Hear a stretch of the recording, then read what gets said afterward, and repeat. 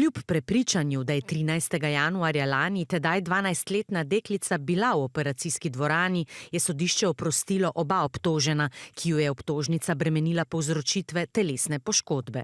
Razlog? Pomanjkanje dokazov. Veselja pa od usodnega dne, ko je izvedel, da je domnevno zavrtala v njegovo lobanjo najstnica, ne čuti pacient, ki je takoj po pričanju zapustil sodno dvorano in ob razglasitvi oprostilne sodbe ni bil navzoč. Čeprav je poseg minil brez zapletov, ne prenese niti misli na to, da bi ga operiralo 12-letno dekle.